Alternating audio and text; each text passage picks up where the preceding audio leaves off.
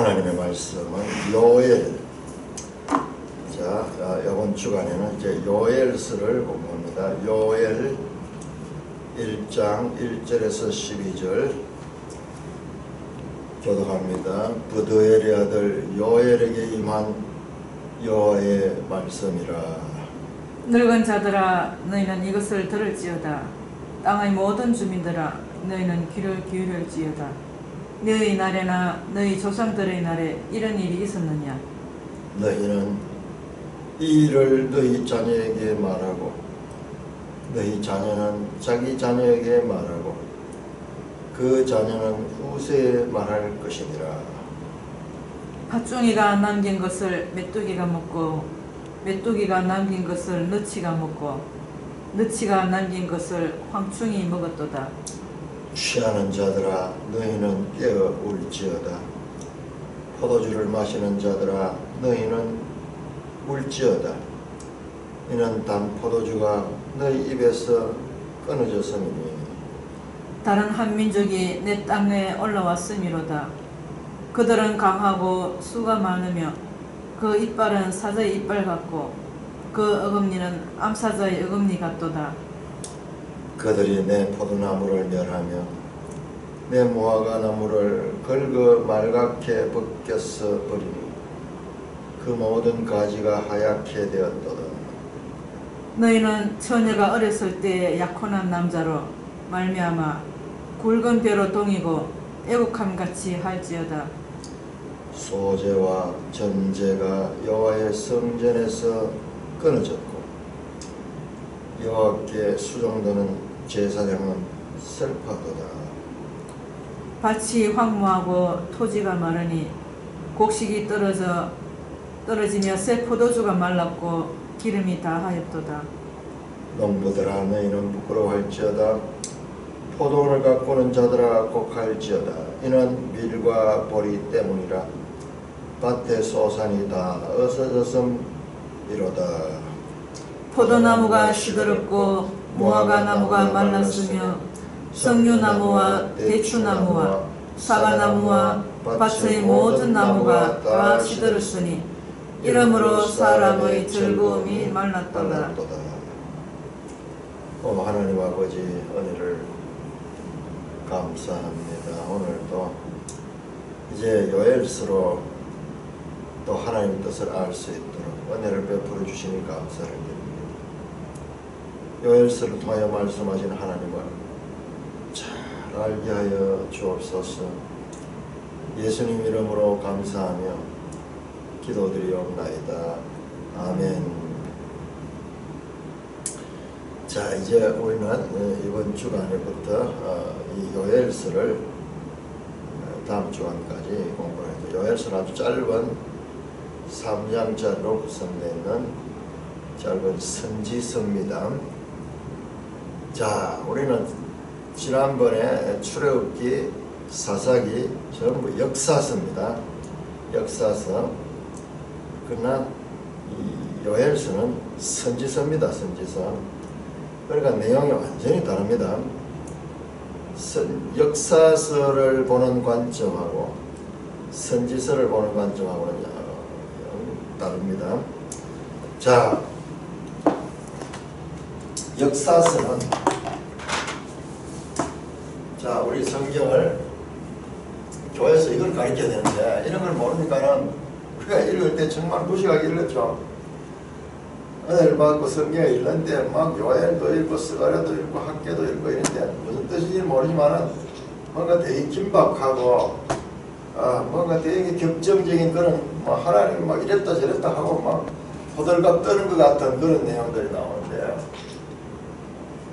교회에서 성경을 제대로 안 가르치기 때문에 그런데 자, 역사서가 어떻게 되냐 그러면 역사서가 창세기부터 출애굽기 그 다음에 민수기, 레위기는 율법이니까는요. 그 다음에 신명기도 설교니까는 그 다음에 호수아서, 그 다음에 사사기, 그 다음에 사무엘상 하, 그 다음에 왕상 왕하. 자, 여기까지만 하면 된다. 역대기는 따로 봐야 돼요. 자, 여기까지가 포로기 전 이스라엘 역사예요. 자, 포로에서 돌아와서 다시 재건하는 이야기가 에스라, 그 다음에 느헤미야예요. 에스더도 포함이 되지만 에스더는 돌아왔는 게 아니에요. 에스더는 페르시아에서 포로 이후에 다시 이 포로가 바벨론 포로 됐다가 바벨론을 페르시아가 멸망시키고 다시 이스라엘 백성들은 페르시아의 지배를 당하게 되었습니다. 그래서 이것은 이 페르시아 땅에서 일어났던 일이고 여기까지가 느헤미야까지가 이스라엘 땅에서 일어난 역사입니다. 자, 그래서 이 이야기는 연결이 돼요. 자, 보세요. 창세기에 이제 이 족장 아브라함 나오죠. 아브라함, 이삭, 야곱이 나와서 야곱이 죽고 그다음에 요셉 때문에 애굽으로 들어가는 이야기가 창세기 끝과 출애굽기 시작이 연결되잖아요. 그다음에 이제 출애굽해서 이스라엘 하나님의 법을 따라서 시내산에서 언약을 맺고 그다음에 성막을 만들었던 이야기. 그래서 그 성막을 다 만들고 1년 동안 시내산에 머물러 있다가 다시 출발해서 광야를 거쳐가는 이야기가 민수기예요. 이야기가 연결됩니다. 자, 민수기 그렇게 광야를 40년 동안 거치고 그 다음에 이제 마침내 가나안 땅에 들어가는 이야기가 민수기입니다. 여호수아서입니다. 자, 그래서 가나안 땅을 정복하고 그리고 12지파에게 땅을 분배해서 그 분배한 땅에서 살아가는 이야기가 사사기인 거예요. 자, 사사시대에 왕이 없으므로 아주 이 나라가 자기 소견대로 혼란스러워진다. 자, 그들에게 왕을 세워달라 해서 왕을 세우는 이야기가 사무엘상 사무엘하 이야기예요. 자, 그러면서 이제 이 사무엘상은 사울 이야기고 사무엘하는 다윗 이야기. 다윗 초대 왕이죠. 다윗은 통일왕이에요. 통일왕. 자, 그래서 이제 솔로몬 다윗의 아들 이후로부터 쭉 이어지는 역사가 바로 이스라엘 열왕기상, 열왕기하. 열왕기하는 마지막으로 시드기야로 끝이면 시드기야로 끝이면 망하는 거예요. 바벨론에 의해서 망해서 포로로 잡혀가는 이야기로서 이게 이스라엘 역사 연속성을 가지고 있습니다. 그래서 이 내용들은 우리 성경에 따로 모여 있어요. 요 뒤에 역대기가 있는데 역대기는 따로 봐야 된다고 말씀드렸죠. 자, 역대기까지는 따로 본다 생각하고 여기까지가 전부 이야기가 연결됩니다. 우리가 지난번 사사기 했는데 사사기 끝과 사무엘상의 시작이 연결돼요. 그 다음에 여호수아 끝과 사사기가 연결된 거 우리가 처음에 발견했어요. 여호수아가 죽은 후에 전쟁을 알지 못하는 백성들이 그러면서 사사기가 연결되거든요. 자, 이렇게 부속사의 전개 이스라엘 역사예요. 이스라엘 역사. 그럼 왜 이스라엘 역사를 우리에게 하나님께서 이렇게 공부하게 하시는가? 자, 이것이 하나의 모델이에요. 모델. 하나님이 구원을 이루어가는 하나의 모델적인 것과 같은 의미가 있다. 자, 그 다음에 이게 역사서고 그 다음에 이제 우리 성경에 욥기부터 시편, 욥시, 잠언, 전도서, 아가서 요 5권 책은 여기 시가서 시로 되어 있는 거예요. 그래서 요거는 역사서하고 관계없습니다. 역사서의 내용들은 들어있어요. 역사에서 일어났던 일들 이런 거를 바탕으로 해서 시를 쓴다든지 뭐 교훈을 준다든지 그런 내용들이 있고, 욥기 같은 경우에는 또 전혀 다릅니다. 하나님의 존재에 관한 철학적인 그 깊은 질문들을 가지고 있습니다. 자, 요건 역사서하고 구별되어서 내용들이 역사서의 연속성이 없습니다. 이거는. 자, 그 다음에 선지서가 나오는데, 선지서는 보세요. 선지서는 5권이에요. 5권. 무엇이냐? 첫째 이사야, 에레미야. 우리 성경에는 애가가 붙어있는데 에레미야 애가가 붙어있는데 에레미야를 넣어야 돼요. 그 다음에 에스겔, 그 다음에 다니엘,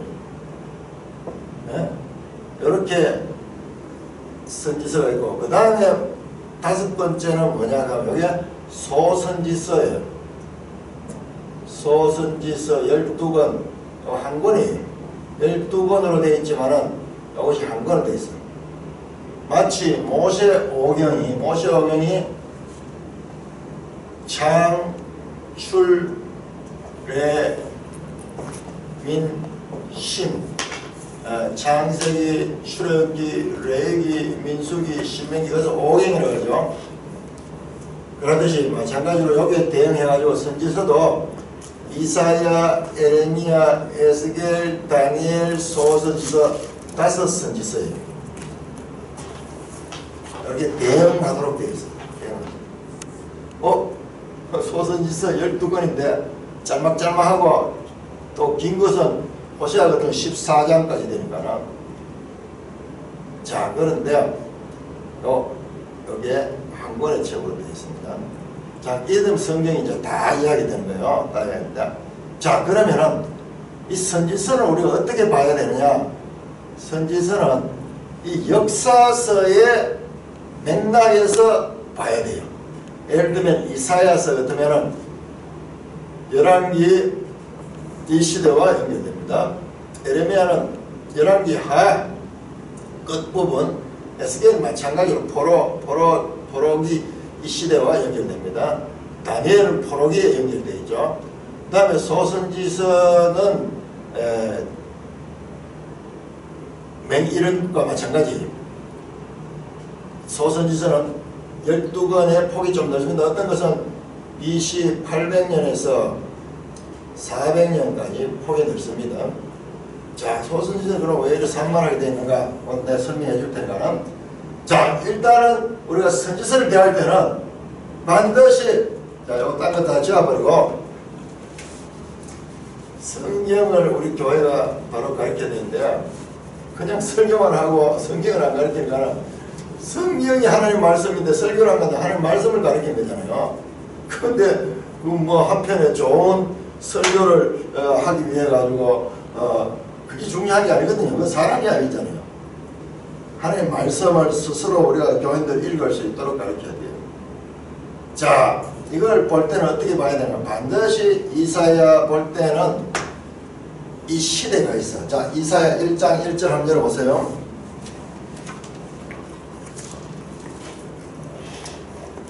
이사야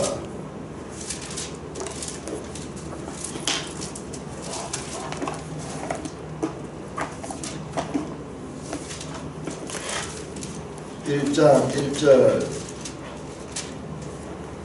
자, 유다왕 우시야와 요담과 아하스와 히스기야 시대에, 자, 이때가 언제냐? 그럼 열왕기 하예요. 열왕기 하. 왕사까지도 안 간다. 왕하, 히스기야, 요시야 이런 왕대들 BC 700년이에요. 700년이요. 그래서 600년경으로 이어지는 거. 그리고 반드시 이 역사서와 이 선지서는 연결해서 봐야 돼요. 이 시대의 배경을 통해서 이 선지서가 주어진 거예요. 자, 에레미야 한번 볼까요? 에레미야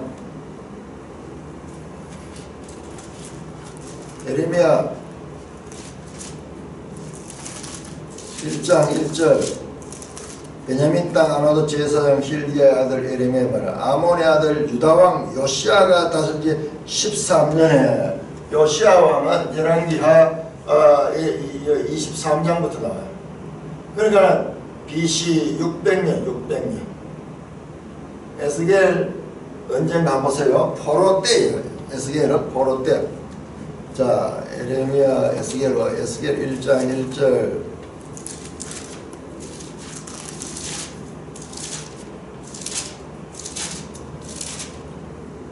에스겔 1장 1절 에레미야 예가는요 사실상 시편이에요. 탄식 시절이에요. 에스겔 보세요. 30째 넷째 조다시 그발감과 사로잡힌 중에서 포로 때예요. 포로 때. BC 586년 이후 바벨론 포로 잡혀가죠. 포로 때예요. 바벨론 포로 때에 쓰여진 것이고 다니엘 한번 보세요. 다니엘 에스겔 다음에 다니엘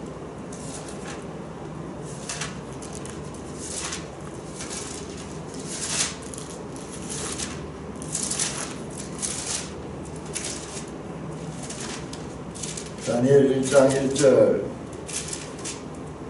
유다왕 여호야김이 다스린 지 3년 된 바벨론 왕 느부갓네살이 예루살렘을 세웠었더니 이때 뭐냐 이제 멸망이 바벨론에 의해서 유다가 멸망하는 그 시대예요. 그리고 포로기 자 이렇게 이사야 선지서는 BC 700년에서 BC 말라기 400년이에요. 이때 열왕기하 이스라엘 역사에서 700년이 어떤 때냐 그러면요 북이스라엘이 망할 때예요. 722년 망하죠. 그 다음에 남유다가 586년에 망합니다.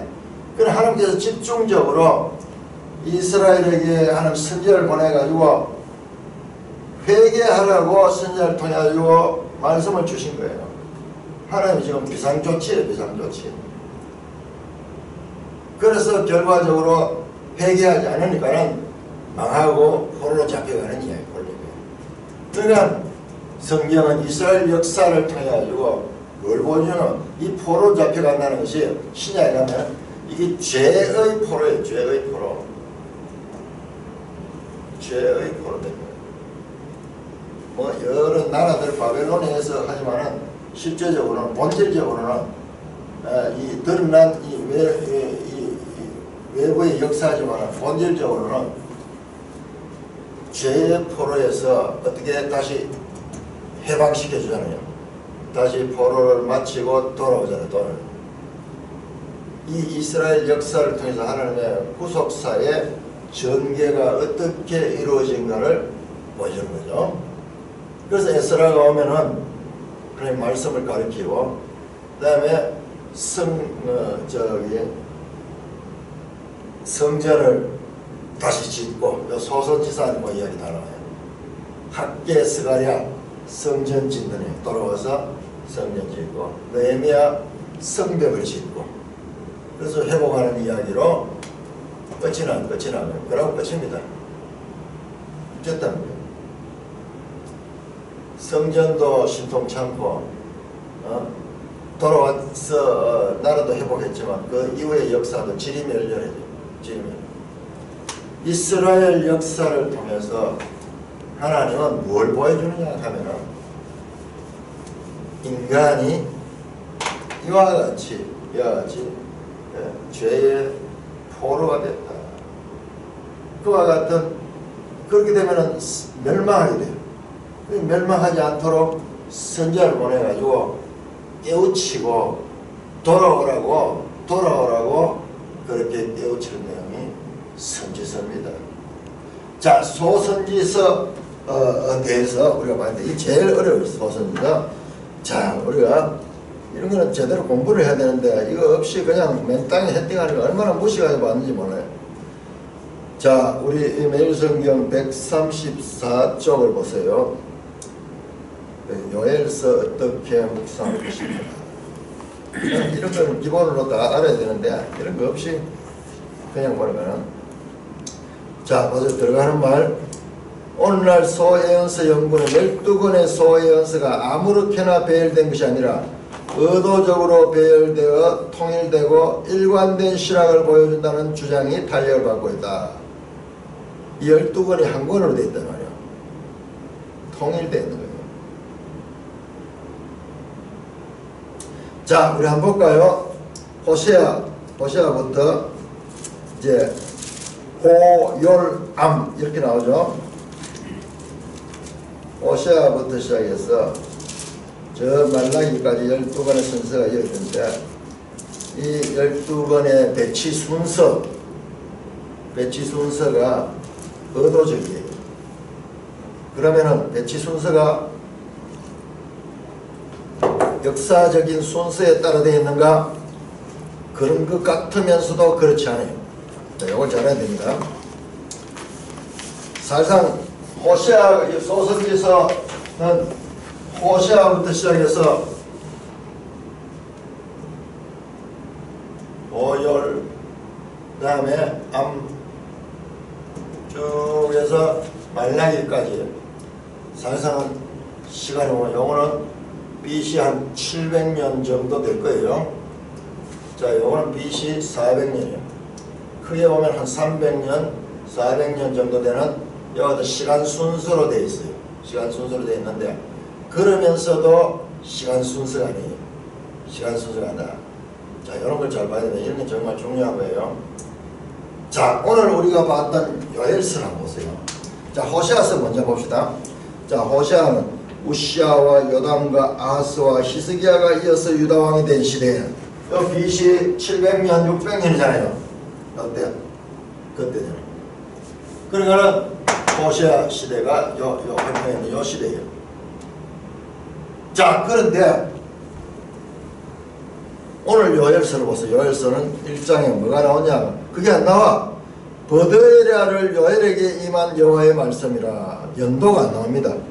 어느 때 이 말을 기록했나 하는 연도가 나오지 않아요. 자, 호세아서 연도 나옵니다. BC 700년 기억 나옵니다. 요엘서 연도 안 나옵니다. 그럼 아모스서 한번 볼까요? 아모스서는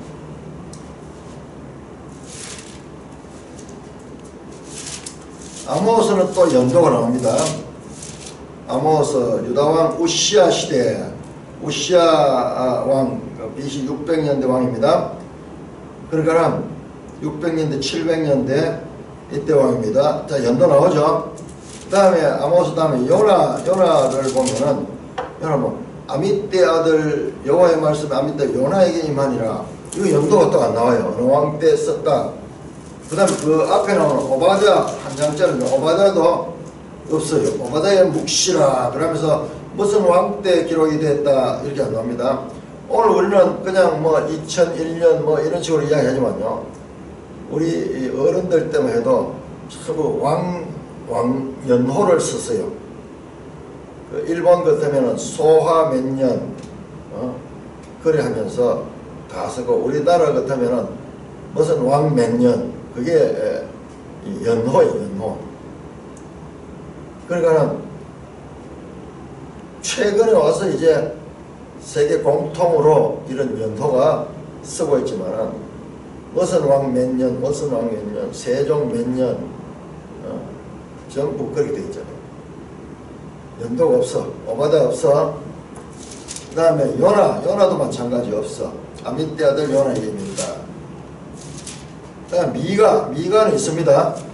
유다 왕들 요담과 아하스와 히스기야 시대에 600년 되네요. 그때 묵시를 받았다. 자, 미가는 연도가 있습니다. 자, 미가 다음에 나훔도 연도가 없어. 니느웨에 가는 경고 곧 엘곳 사람 나훔의 묵시의 글이라. 하박국 없습니다. 선지자 하박국이 묵시로 받은 경고라. 스바냐는 있습니다. 아몬의 아들 유다왕 요시아 시대에 학계 다리오 왕 제2년 6째 달. 다리오 왕님 저 페르시아 왕이에요. 그래 이때는 포로가 돼 있으니까 식민지로 있으니까 식민지가 아니라 포로로 잡혀가 있으니까 그 나라 왕 연호를 쓰네요. 학계. 자, 그 다음에 스가랴 다리오 왕 2년 마찬가지로 포로되어 있던 그 시대의 연호입니다. 자, 그 다음에 말라기 연호 없어요. 마지막에 말라기를 통하여 자, 이렇게 12소 선지서는 연호가 있는 것이 있고 연호가 없는 것이 있다. 거기 보면 6개는 12선지서인데 6개는 연호가 있고 6개는 연호가 없어. 우리가 공부하는 요엘서도 없어. 자, 그러니까는 많은 사람들이 이걸 보고 그냥 연대순으로 되어 있을 거다 이렇게 생각했는데 그 연대순이 아니에요. 자, 우리 한번 볼까요? 다시 매일성경 134쪽. 그 12권의 소선지서가 아무 그렇게 배열된 것이 아니고 의도적으로 그리고 일관되다. 우리 역사서가 일관되잖아요. 역사서 일관된다가 이걸 알아야 돼요. 이러면 이단이 들어올 자리가 없는데 이단이 이런 일관된 걸 모르고 아무기나 이렇게 11개 하에 이 선지서 여기와 연결돼 여기서만 뽑아내가지고 저거 마음대로 막 만들어내는 거예요. 그러니까 우리가 이걸 모르니까는 헷갈려가지고 넘어가는 거예요. 열심은 있는데 제대로 배우지 못해서니까는 이거지 못 들어봤는 뭐 딱 떨어지는 이야기 하니까 넘어가는 거예요. 자, 이렇게 되어 있습니다. 자, 호세아 1장 한번 보세요. 호세아 1장 2절. 여호와께서 처음 호세아에게 말씀하실 때 처음이 나오죠. 처음이 나옵니다. 어떤 면에서 이게 소선지서 12권을 이제 12권의 시작을 알리는 그와 같은 책이에요. 자, 우리 지도 한번 내보세요. 지도책을 내면은 제일 끝에 히브리 성경과 오늘날 우리 성경의 구조가 나오는데 391쪽. 자, 히브리 성경에도 12선지서 나오죠. 순서를 한번 보세요. 후기 선지서 권안에 이사야, 에레미야, 에스겔 12선지서 이렇게 나오죠. 다니엘이 빠졌네요. 다니엘은 어디가 있는 거 보세요. 다니엘은 저 밑에 가 있어요. 성문서에 들어가 있어요.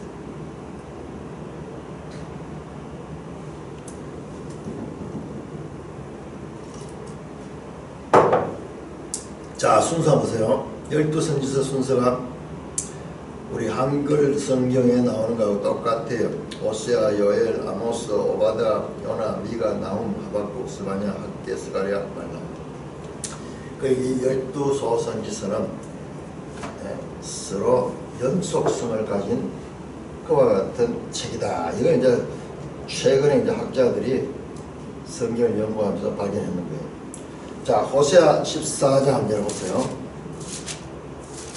자, 12소선지서가 한 권의 책이라고 하는 것을 아는 것은 너무 중요해요. 제일 마지막에 호세아 이렇게 끝이 납니다. 14장 9절. 누가 지혜가 있어 이런 일을 깨달으며 누가 총명이 있어 이런 일을 알겠느냐. 여호와의 도는 정직하니 의인은 그 길로 다니거니와 그러나 죄인은 그 길에 걸려 넘어지리라. 자, 마지막 책 한번 볼까요? 말라기 한번 볼까요? 말라기. 여기에 대한 답이 나와요.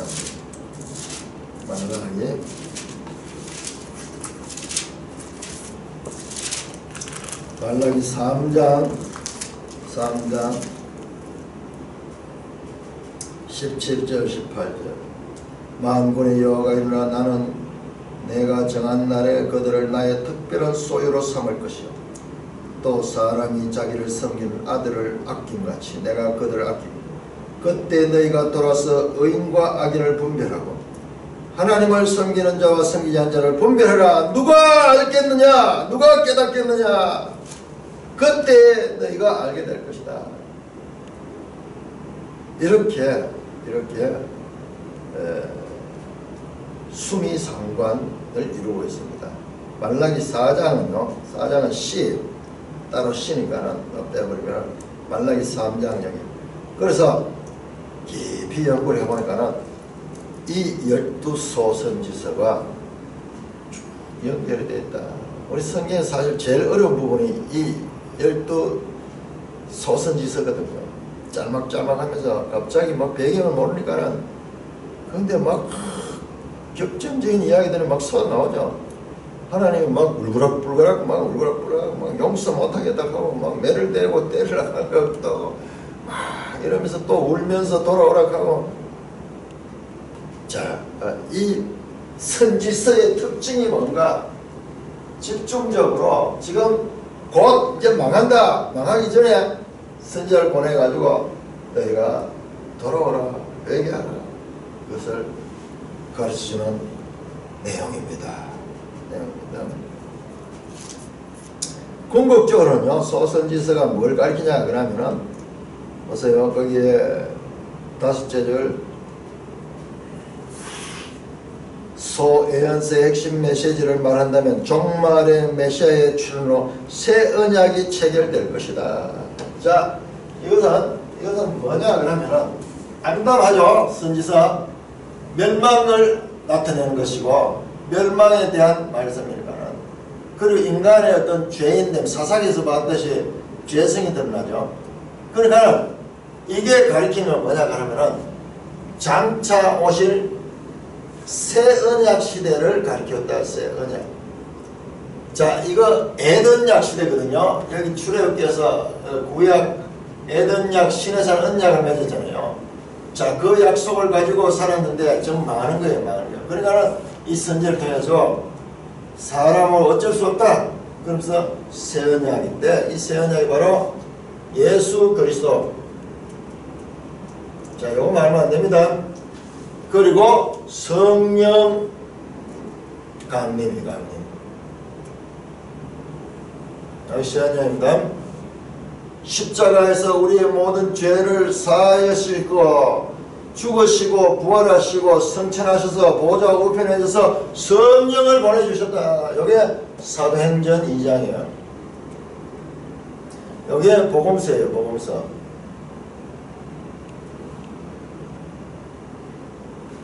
이 구약 성경의 이 모든 내용들이 특별히 이 선지서는 역사서와 연결되어 있죠. 뭘 가르치냐? 새 언약을 가르친다. 새 언약이 뭐냐?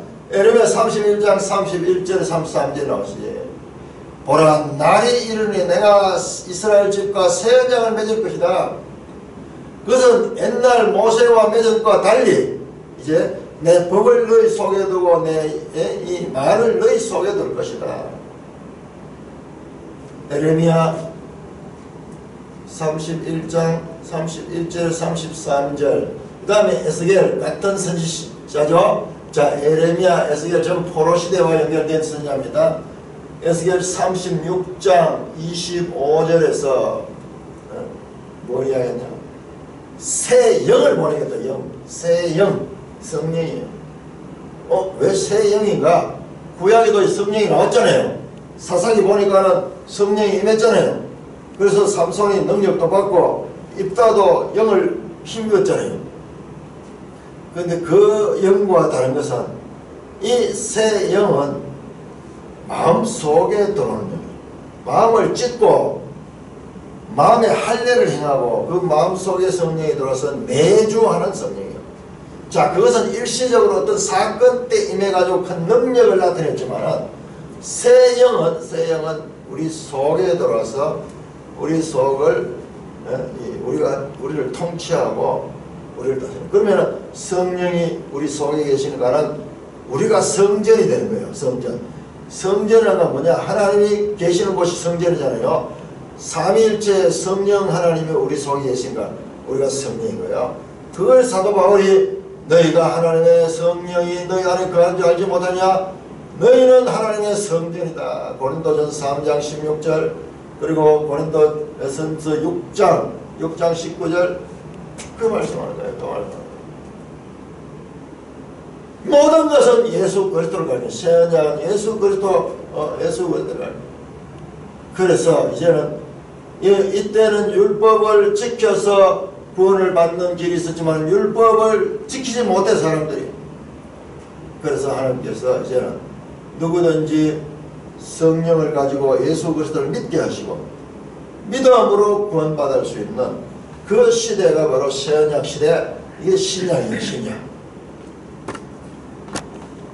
이렇게 되는 거예요. 일관된이에요. 일관된. 그래서 아브라함과 다윗의 후손 예수 그리스도의 족보라. 때가 차면 하나님이 갈라디아 4장 4절 여자에게서 여자의 후손을 이 땅에 보내는 거예요. 그래서 그 밑에 나온 내용은 전부 새언약이에요. 새언약. 새언약은 뭐냐? 밑에서 5째 줄 보세요. 이때 시온의 백성은 성령을 받게 될 것이다. 새언약의 축복은 성령이 보여줄 거다. 그 다음에 성령을 통해, 그 다음에 이때 성령은 전부 성령.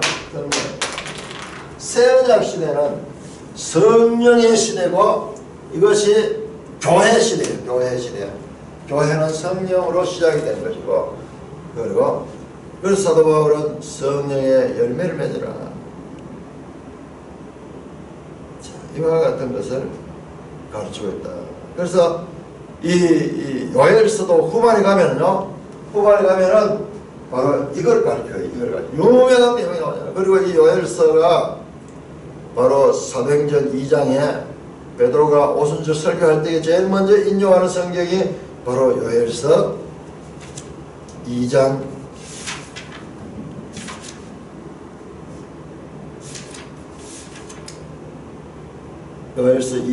28절에서 32절입니다. 그 후에 내가 내 영을 만민에게 부어주리니 너희 자녀들은 장래 일을 말할 것이며 너희 늙은이는 꿈을 꾸며 너희 젊은이 이상을 보리라. 그때 너희가 또 내가 내 영을 남종과 여종에게 부어줄 것이니 크고 여호와의 크고 두려운 날이 이르기 전에 해가 어두워지고 달이 핏빛까지 변한 누구든지 여호와의 이름을 부른 자는 구원을 얻으리니.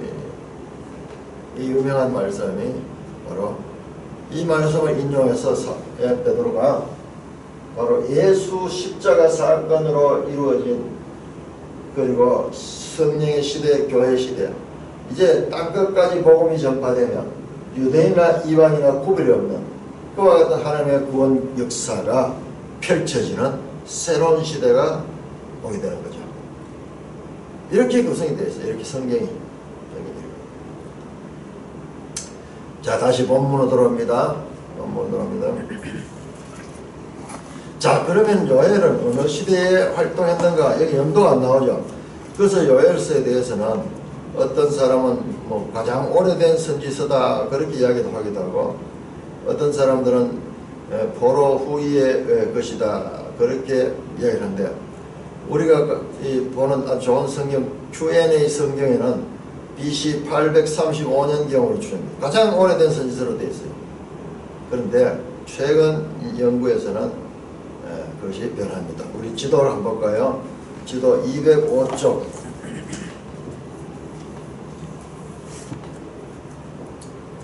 지도 205쪽. 저 밑에 있죠. 밑에서 넷째 줄에 요엘 539년. 그는 포로에서 이제 돌아오기 바로 직전이에요.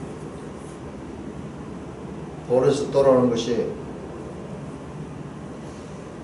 516년에 539년에 돌아옵니다. 포로에서 돌아오는 그 시대. 516년에 이제 성전을 돌아와서 성전을 다시 재건하는 이야기죠. 자, 그래서 이 요엘서 자체가, 성경 자체가 연도를 안 하기 때문에 후대의 연도에 대한 추정이 이렇게 다르다 하는 거예요. 그러면 왜 연도를 이렇게 정확하게 명시하지 않고 있는가? 이것도 이유가 있어. 아까 봤죠? 6권의 책은 연도가 있고 6권의 책은 연도가 없는데, 연도가 없는 것은 오히려 연도가 없기 때문에 더 귀한 거예요. 왜? 연도가 없는 것은 보편적. 어느 시대에 누구에게나 적용되는 그와 같은 메시지가 그 속에 있기 때문에 그렇다는 것입니다. 자,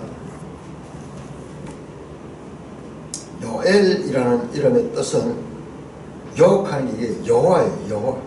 엘 하나님. 엘 하나님. 여호와는 하나님이시다. 야훼는 하나님이시다. 이런 뜻을 가지고 있는 것입니다.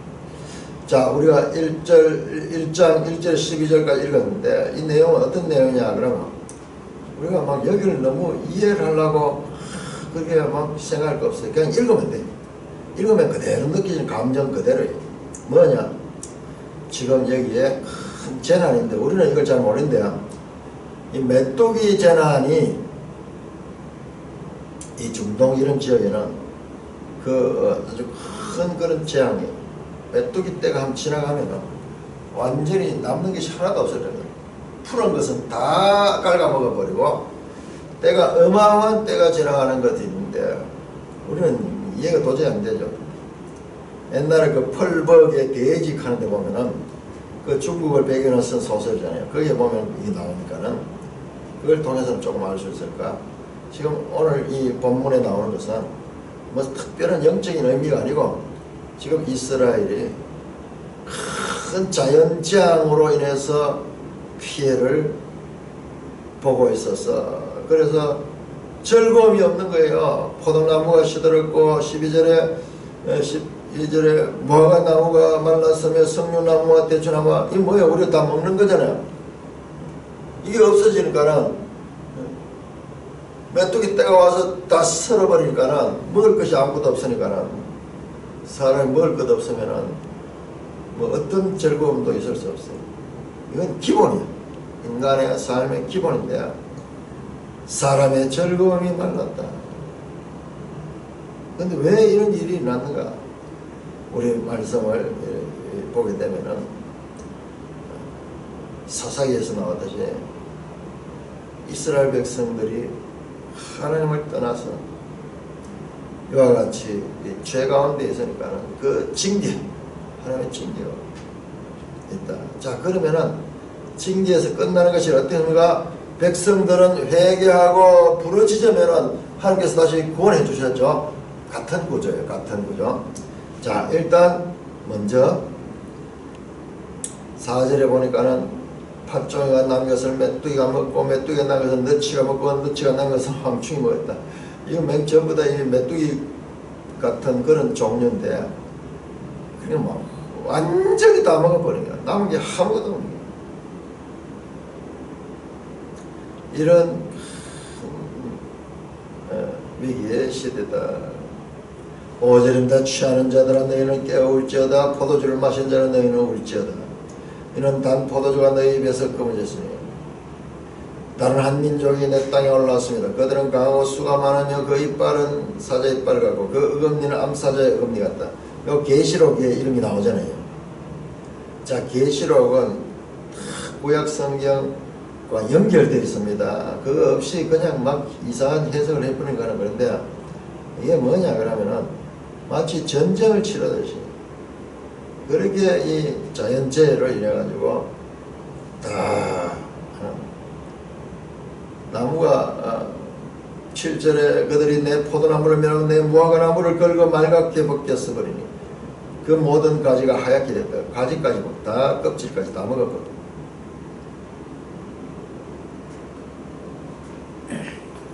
8절 너희는 처녀가 어렸을 때 약혼한 남자로 말하며 굵은 배로 동이고 애고함같이 할지어다. 소재와 전제가 여호와의 성전에서 끊어졌고 제사를 드리려고 해도 드릴 재물이 없는 거예요. 여호와의 수종들은 제사장은 슬퍼하다. 그러니까 제사장은 얼마나 슬프겠습니까?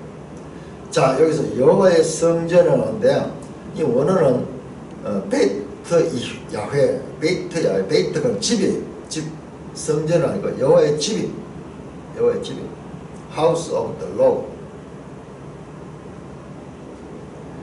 여호와께 수종들은 제사장은 슬퍼하다. 밭이 항모하고 토지가 마르니 곡식이 떨어지며 새 포도주가 말라고 기름을 다하다. 11절 농부들아 너희는 부끄러울지라 포도원을 갖고 온 자들아 곡할지어다. 좀 평행법 쓰고 있죠. 농부들 포도원을 갖고 온 자들 부끄러워할지어다 곡할지어다. 이는 이유가 있습니다. 왜? 밀과 보리가 없기 때문에 밭의 소산이 다 없어졌습니다. 포도나무가 시들었고 무화과나무가 말랐으며 석류나무와 대추나무와 사과나무와 밭의 모든 나무가 시들었으며 사람의 즐거움이 말랐더라. 큰 자연재해로 인하여서 피폐한 환경에 처해 있는 그와 같은 상태를 지금 말씀하고 있습니다.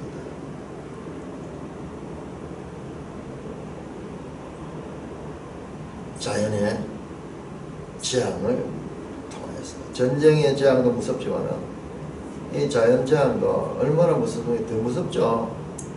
예를 들어 비가 오지 않는다든지 이래버리면 어떻게 되겠어요? 인간의 모든 즐거움이 다 사라지게 되는 것이죠. 자, 그렇게 어려운 내용들이 아닙니다. 그런데 이 배경을 모르고 읽으면은 막 너무 어려워. 이게 무슨 의미를 가지는가 이렇게 하면서 했는데, 자, 그 선지자가 이런 암울한 시대에 하나님의 뜻을 전할 거예요. 그런데 여기서는 그냥 어떻게 보면은 이 심판하는 것 같지만 아니에요. 여기에 우리 사사기에서 볼 수 없던 자선지서가 가지고 있던 거요. 역사서는 역사적 사건들의 나열이 가치 평가가 없어요. 예, 그 가운데도 그런 거 있긴 있죠. 우상 숭배하고 이랬던 거, 그래서 심판받는 그런 이야기 나오지만은, 그러나 역사서는 쭉 연결되는 이야기인데, 이 사사기는 이 선지서는 이제 하나님의 심정으로 그들에 대해서 책망하고 마침내 그들을 구원하고자 하는 거예요. 사사기는 내용에서 그 답이 없잖아요. 뭐지? 그냥 절망적이에요. 근데 선지서는요, 절망에서 시작하지만은 살 수 있는 길을 가르쳐 주는 거예요. 살 수 있는 길을. 그러니까 역사서를 제대로 알고 그 다음에 이 선지서를 그 시대에 맞추어서 그렇게 보게 되면 역사서도 제대로 알게 되고 선지서도 66권의 책이 이렇게 유기적인 관계를 가지고 있다. 이런 것을 우리가 알아야 됩니다. 계속 우리는 성경이 어떤 책인가를 알아가야 돼요. 알아가야 됩니다. 찬송가 456장